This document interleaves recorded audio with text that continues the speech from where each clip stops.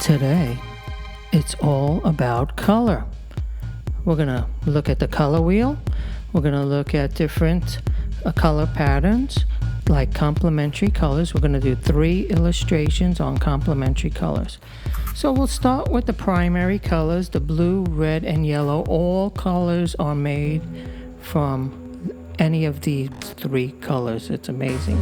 And then we have the secondary colors, which are made from the primary. So we have the secondary colors, purple, green, and orange.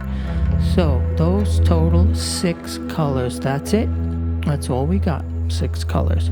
And it's arranged in a wheel, which is very interesting because as you look at colors next to each other on the wheel, and if we look at these now, we have the warm colors, or the red and orange is the most warm color. And then we have the colder colors. Blue is the coldest color. So it's funny how they are also complementary colors, the blue and orange, the coldest and the warmest color. So let's start with our complementary colors. Now we have 3 that we're going to look at today, where we're going to do these illustrations on the 3 complementary color opposite sides of the color wheel. So let's start with our first complementary color scheme or pattern, the blue and the orange. So now the blue and the orange are opposite, and then we're going to go into, for the second illustration, we're going to go into the red and green. These are the favorites. And then the other complementary colors that we're going to do an illustration for today is the purple and yellow. So my favorite are the analogous colors, which is usually just one color and the close neighbors to it. So say if it's blue, then just the blue-green, or if you wanted to say red and close to orange, and you could spread it out as far as you want with that, but usually just 2 or 3. You don't want to go as far on the wheel to the next primary color photo. Like sometimes you don't need to use more than one primary color. So now the opposite. So now opposites, the reason why people like these complementary colors. So say if you did a portrait, you could do the underpainting in the greenish tones, and then you do the second layer in the reddish tones. And if you ever notice certain paintings in museums, you could see that red and green in their face. So that's the way we were taught. Of course, everyone uses the paint right out of the tube, but take color class and study color, then you learn how to mix all your own colors. These burnt umbers and all these different browns, and you could make them yourself. All right, so now this is the red. You could see how it pops. Like when you put the red and green complementary colors together, could be anywhere on the wheel, and you see a vibration happening if it's in the right value. Like it has to be, of course, in the right hue. It has to be the right red and the right green to be close to exact opposite, the better.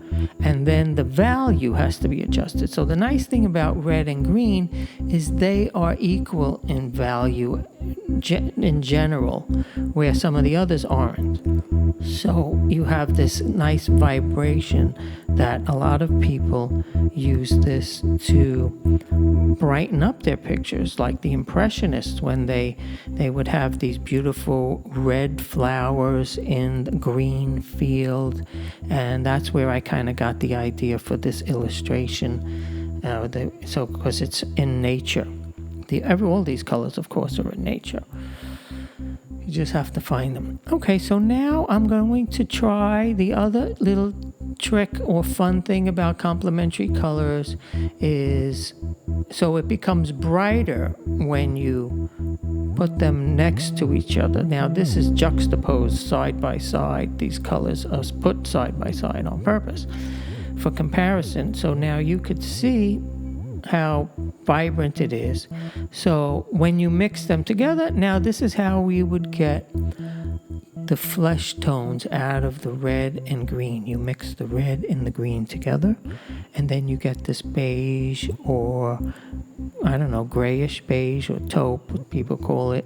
So that's the whole point of the complementary colors. One of the points of the complementary colors is you could make your own browns and your own beiges. And you know, when I went to the new school, Parsons School of Design, I studied color there.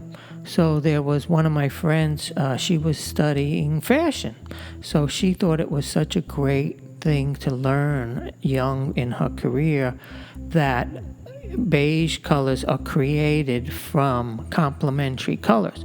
So you could, I mean, it doesn't really make a big deal to most of us, but if you had a beige shirt, you could say, well, what color is this from? Is this a blue? Or is this from purple and yellow? No, it looks like more from red and green. All right, so now we're doing the next complementary color combination, and that is the blue and the orange. So I figured I would pick the blue of the sky, and the sun could be orange sometimes. So we'll have the sun reflecting over the water, which could give us nice color patterns where we can use. So now I'm trying to use exclusively just 2 colors in these and seeing what we can mix up digitally. So now I'm not using paint, obviously. I'm actually doing it in Photoshop instead of Illustrator, but I'm used to it because I'm a photographer. So now let's do some water. I have this brush stroke going, and this is the first layer or the second layer, and we're going to do a couple of layers. So I'm trying to isolate the colors.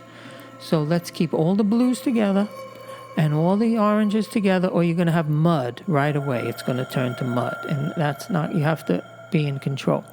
So I'm trying to put them now side by side, blue and orange side by side. So I'm trying to go for that. I'm trying to get the vibration, that color, the value the same. I mean, orange is a little bit lighter than blue, but this, I used a darker orange and a lighter blue to try to get the value close, so I could get, you see a little bit of the vibration on the bottom happening, and it makes like a black edge sometimes. And it creates brightness. So now I'm trying to mix the 2 colors together to see what the beige brown is from these computer colors. One layer over another, go back and forth between orange and blue. And then you can always, of course, with paint, you mix white and black to it. So we'll add a little white to it later. So I'm just trying to sort of get rid of wherever I see too much orange or too much blue. I try to go the opposite way. So now we have another version. This is the second version of the complementary colors. And everyone likes blue and orange. I mean, usually when you paint with complementary colors, I'm showing this as an example to show you even amounts of the blue and the orange, but that's usually not the case in a painting. Usually in a painting, you would have one of these colors would be dominant, maybe 90% or more than 90% would be one of the colors. Like say it's blue. The color is blue, and then the sun would be tiny, like a little. But this creates a different look. Everyone has seen that, so we wanted to do something different. All right, so now that's the beige. I'm trying to find the beige. It's not really happening yet, so let's mix a little white with it and see what happens. Or go for more of an opposite. If it's not happening where everything looks more one way or the other, maybe there's too much, maybe it's not an exact orange or not an exact blue, so then the beige color will go off. Okay, so here we are mixing our colors together. Also, of course, where you always see primary colors, in sign painting. I painted signs for a while. I painted amusement park rides when I was younger. I used to paint amusement park rides in Coney Island and the Jersey Shore, where I had a lot of work doing that. And it's a lot of sign painting like you would see on a van or a truck lettering. It's mostly lettering, unfortunately. It's lettering. But if you're a sign painter, you are going to always use the complementary colors to get impact and to get attention. You could get a lot of attention with complementary colors, especially like this if you use them evenly and the right values, the even values that are the same. All right, so complementary, the blue and orange. So this is mostly for illustrators, like I said, decorators, people that are interior decorators that are buying furniture. You should know if you want to add color into the room. I'm not saying that you should probably never put complementary colors in a room together. It might be a little too wild, but you know what your accent color would be. Or if you have your beige and you want to throw in your two accents of the blue and the orange, see, now you would know, and it hopefully would look good, or it would look crazy. It might look wild. So depends. You're the artist. You do what you want with the information. So complementary colors are used, like I said, let's recap. Sign painting, interior decorating, fashion design, any kind of fabric designers love this stuff. I mean, textile designers, they love color. They love to understand the rules of color, because it's very interesting, color, how it does go into this circle where it is continuous. So that's it. You got your 3 primary colors, and then you got the secondary colors, so you have 6 colors total. So it's amazing how many varieties you can come up with. Okay, so now for our final illustration, we will have the 3rd complementary color pattern, which is the most unusual of them, which is the purple and the yellow. So purple and yellow. So we have the primary color, primary color yellow, and then the secondary color purple. So now I'm putting some black in because I can't. This is a hard color to mix. I'll mix it, but it's hard to mix such. Now purple is the deepest, darkest color naturally, and yellow is the lightest valued color naturally. So like we were talking about before, where the red and the green are very close, and even the orange and the blue are a little bit close. Now this is the most extreme, the yellow and the purple. Yellow is so light, it's almost like white, and purple could be so dark it could almost be black. So the trick is, if you wanted to get these to vibrate, I'm trying to do the iris. I saw one iris, I think it's an iris, a flower that had the yellow and the purple all in one flower. So I said, let's do that. But the yellow and the purple really don't touch each other on the iris. There's white in between. So if you really wanted this to pop, now if I want the bottom, add a little yellow at the bottom, I have to go darker with the yellow, and maybe I should go with more of a violet, like a lighter purple.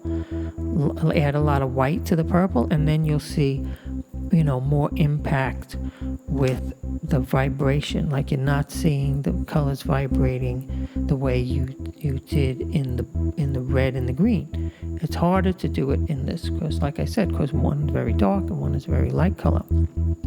But these are all very interesting. When you do a painting or any kind of work of art, it's as you go into it, you could pick what type of color pattern it is. most things I do now are never going to be complementary colors. It might be the mix, it might be the browns within it, but usually more closer, calmer color and very minimal colors or very muted colors. You can use all these wild colors and mute them down, and you could have such a beautiful effect. Like this is like so hyped up the color, but see now I'm trying to put the purple on top of the yellow and trying to come up with some kind of beige, and it's sort of going a little bit red. So now I have to see, oh, maybe my purple or my yellow is leaning more towards red. Well, I hope you enjoyed this video today, and make sure to like and subscribe. So I'm Paul Petronella, and I'll see you in the next video. Ciao.